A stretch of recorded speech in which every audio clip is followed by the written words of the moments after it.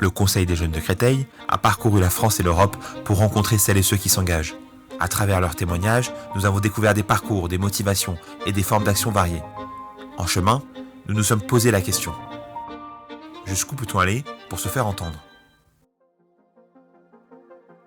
La liberté des uns s'arrête là où commence celle des autres.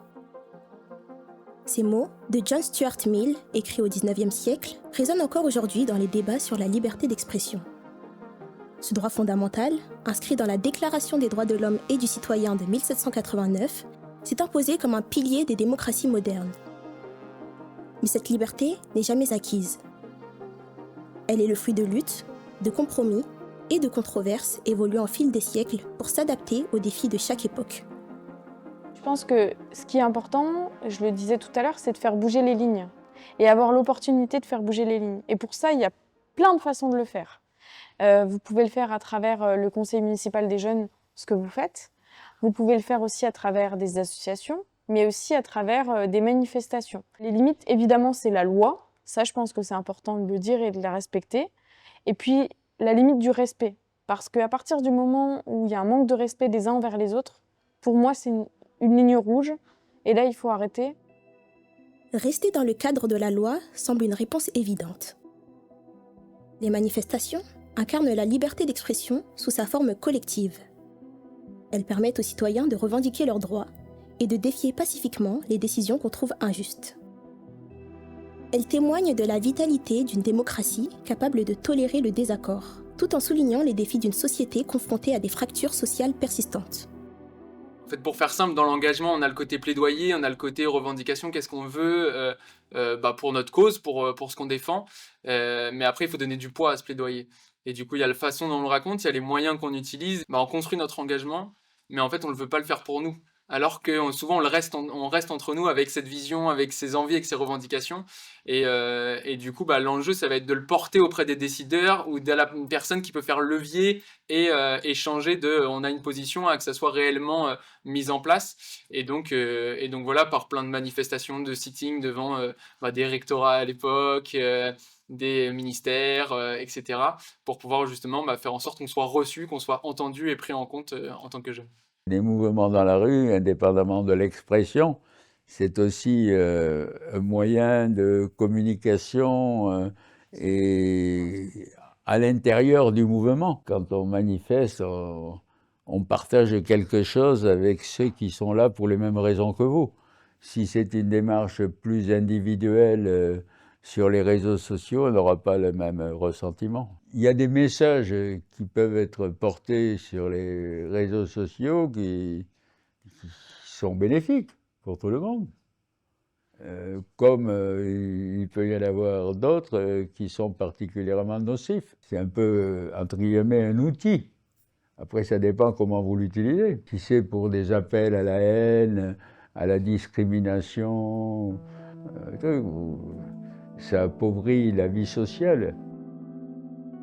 Cependant, à une époque où chaque image est amplifiée par les médias et les réseaux sociaux, les manifestations sont souvent perçues comme synonymes de violence.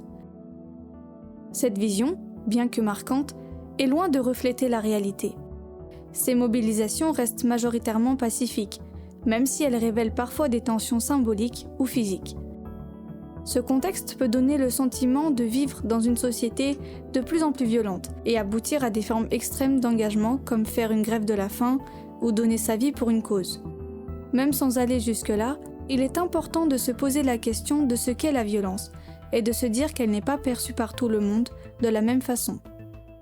Ce qui caractérise les sociétés européennes ou occidentales de façon générale, c'est en fait un processus progressif de pacification des mœurs à partir de la création de ces unités de domination qu'on appelle les États, qui ont en fait repoussé la violence à leurs frontières, et donc régler les problèmes non plus par la force physique, mais par la politique, par les luttes politiques. Le règlement des différends passe par le vote et le choix des dirigeants par le biais du vote individuel. Et donc si on regarde sur le long terme, effectivement, on est dans des sociétés très très très largement pacifiées, où les violences physiques sont l'exception plutôt que la règle.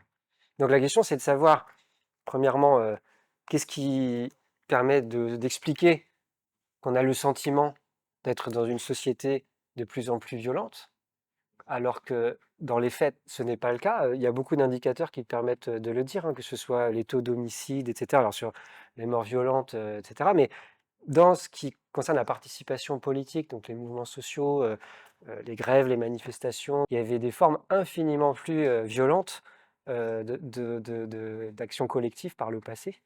Et il y en a encore aujourd'hui dans d'autres pays. Alors tout dépend aussi de ce qu'on entend par violence, parce qu'effectivement, pour un certain nombre de journalistes de chaînes d'information en continu, casser un abribus, c'est une violence absolument inacceptable. Par ailleurs, il y a d'autres formes de violence que la violence physique qui peuvent avoir des conséquences beaucoup plus profondes qu'un simple point dans la figure.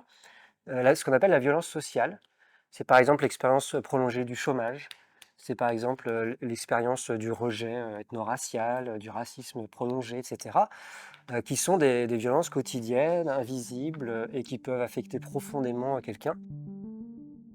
La violence peut prendre de nombreuses formes et certaines actions transgressives ont marqué l'histoire comme des formes d'expression puissantes. Les graffitis du mur de Berlin, réalisés clandestinement, ont transformé un symbole d'oppression en une fresque d'espoir et de résistance.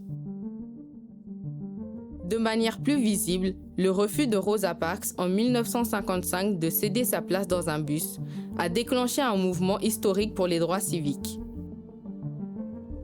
Ces actes, qu'ils soient discrets ou éclatants, rappellent que parfois, défier une loi injuste est une manière de la réformer et de faire progresser la société. Je pense que l'action non violente est bien plus efficace que l'action violente parce que dès que tu sombres dans la violence, en fait, tu divises le front de soutien et tu laisses prise à l'adversaire pour dire « Ah mais regardez, ils sont violents, il faut que le bordel, etc. » Alors que si tu maintiens une organisation non violente qui n'est pas calme, mais qui est non violente, mais qui est organisée, qui est forte, qui est sereine, là, tu arrives vraiment à changer les choses. Il y a plein de gens qui vous disent « Non, tous les progrès qu'on a obtenus en France, c'est par la violence », en prenant l'exemple de la Révolution française, de la prise de la Bastille. Moi, je peux prendre aussi des contre-exemples en disant que c'est au moment où on a commencé à fonder la République, la Troisième République notamment, dans le cadre de la discussion parlementaire, on a pris des grandes lois pour la liberté d'association. C'est in fine par la discussion démocratique et parlementaire qu'on est parvenu à impulser le plus grand nombre de changements qui durent dans le temps. C'est un débat important. Moi, je pense qu'il faut distinguer la violence physique, si on est dans ce débat, jusqu'où on est prêt à aller. Du sabotage, par exemple, c'est pas la même chose pour moi de porter atteinte à des biens privés, à une usine qui va polluer énormément et qui va subir des actions de sabotage. Ça peut faire partie de la lutte pour moi. Pardon, mais il y a un moment, si vous allez contre le bien commun, si vous polluez à outrance, au mépris des règles de la cité, ça ne me choque pas qu'il y ait des actions. La désobéissance civile, en refusant des lois pour défendre une justice morale, met en lumière un paradoxe fondamental. Peut-on garantir la liberté d'expression à tous sans exception, même à ceux dont les idées pourraient menacer cette liberté ? Karl Popper évoquait ce dilemme dans son « Paradoxe de la tolérance ». Tolérer l'intolérance revient à détruire la tolérance. Ce paradoxe s'observe encore aujourd'hui.